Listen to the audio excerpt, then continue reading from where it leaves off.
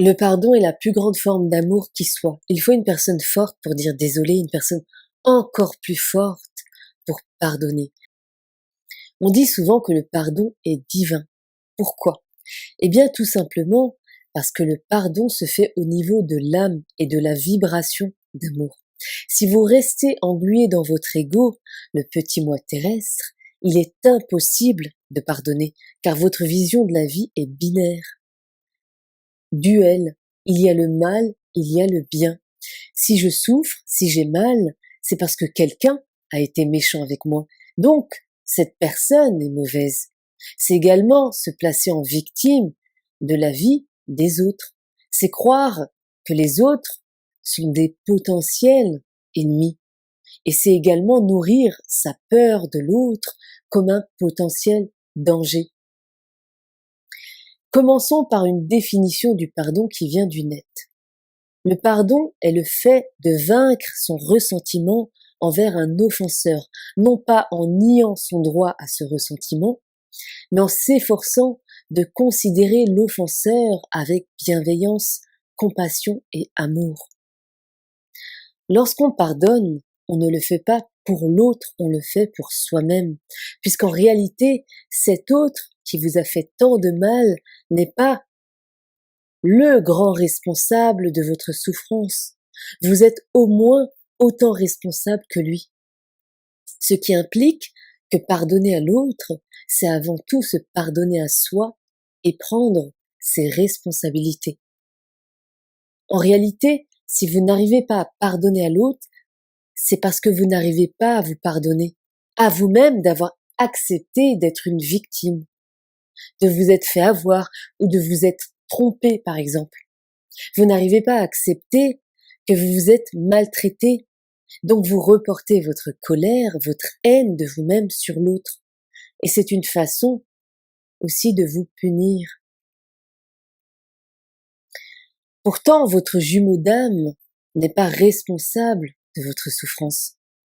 Je vois bien trop souvent des personnes pointer du doigt le runner comme responsable de leur souffrance et comme le grand fautif dans cette relation parce qu'il a un comportement fuyant.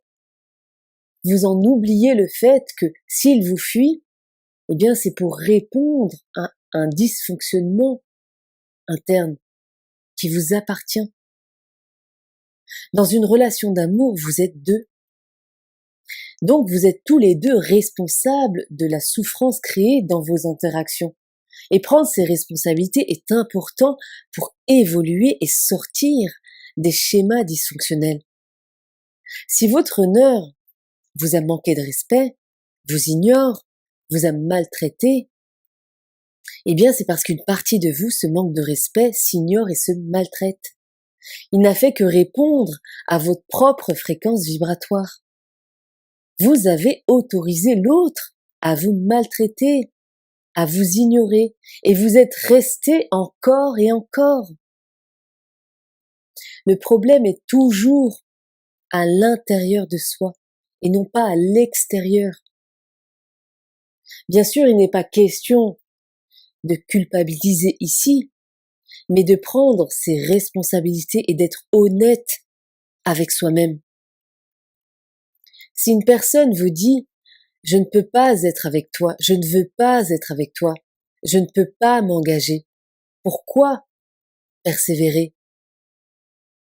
De même, si cette personne vous fuit, ne répond jamais à vos SMS, appels téléphoniques et ne cherche pas à alimenter la relation, pourquoi continuer?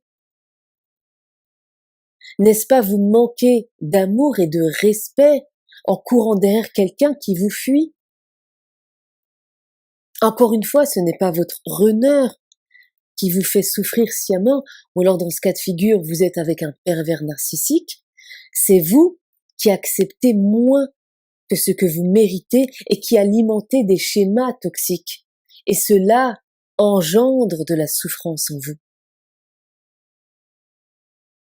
Votre jumeau d'âme n'a fait que vous donner ce qu'il pouvait vous donner selon ses capacités émotionnelles et son niveau de conscience. Lui reprocher de ne pas être assez, de ne pas avoir été la personne que vous espériez qu'il soit, est un non-sens absolu.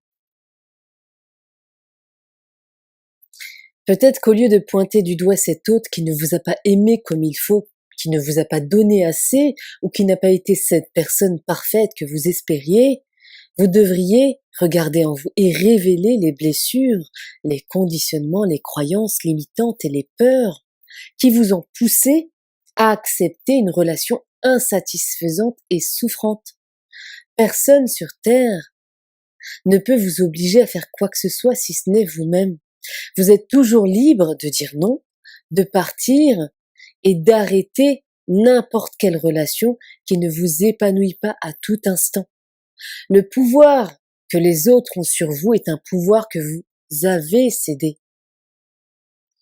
C'est également comprendre et accepter que la partie divine en vous, votre âme, a totalement choisi de vivre cette expérience aussi souffrante soit-elle pour évoluer et transmuter certaines choses.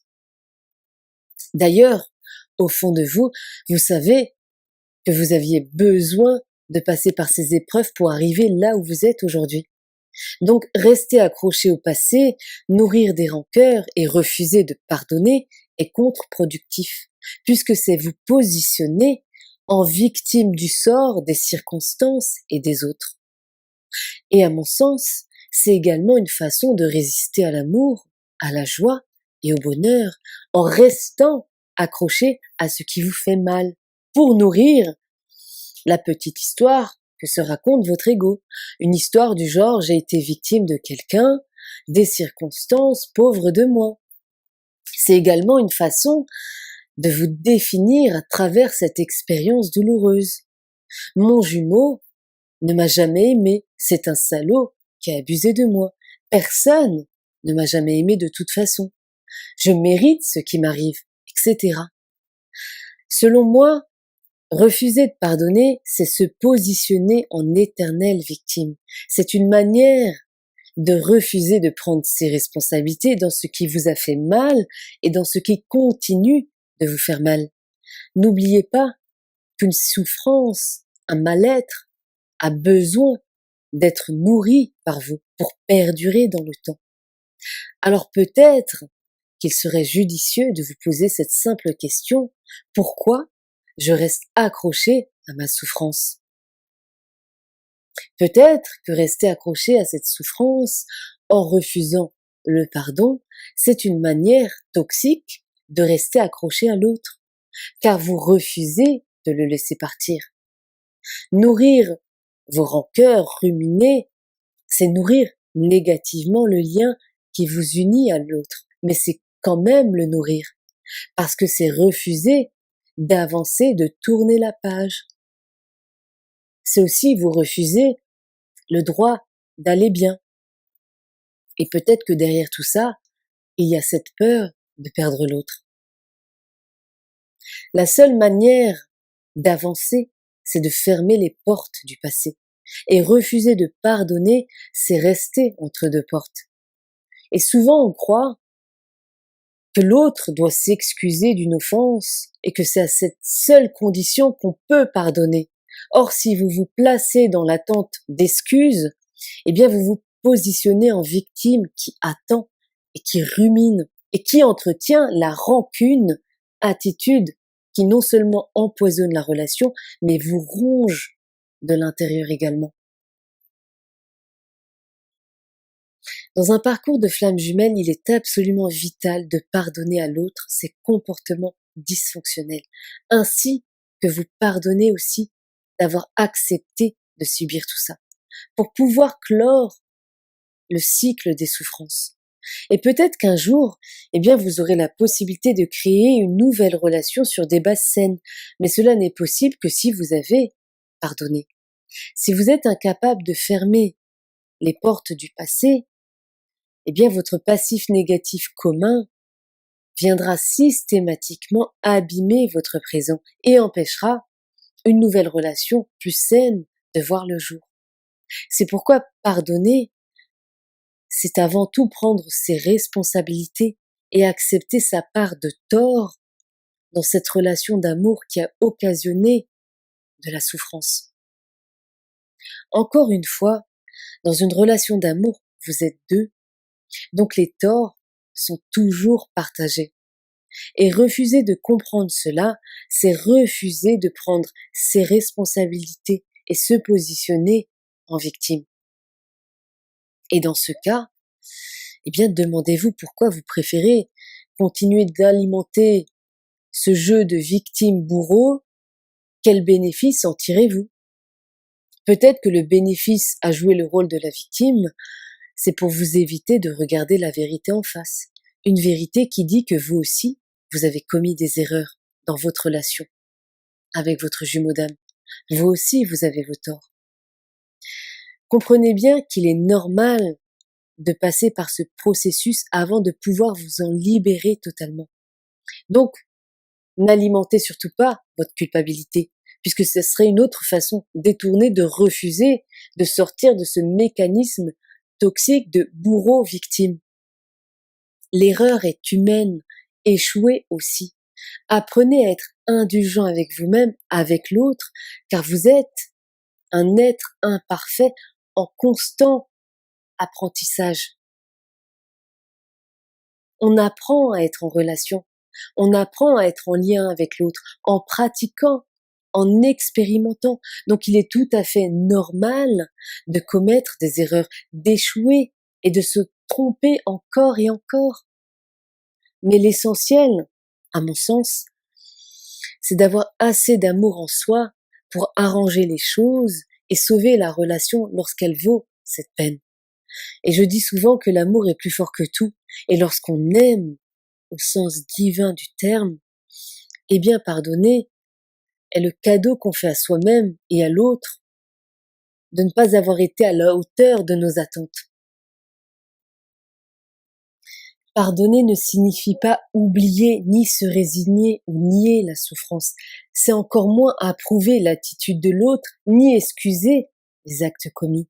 Pardonner signifie lâcher prise sur votre passé souffrant. Un passé que vous ne pourrez jamais oublier ni changer. Pardonner, c'est décider de renoncer à nourrir la haine, la colère et la rancœur. Et c'est choisir de nourrir l'amour. C'est aussi se libérer de la prison de son passé pour pouvoir enfin vivre son présent. En fait, pardonner, c'est rendre la liberté aux prisonniers qui habitent en vous. Pour terminer, je vous invite à vous approprier ces mots. Je te pardonne de ne pas avoir été comme je le voulais. Je te pardonne de ne pas m'avoir assez aimé pour me choisir pleinement et entièrement.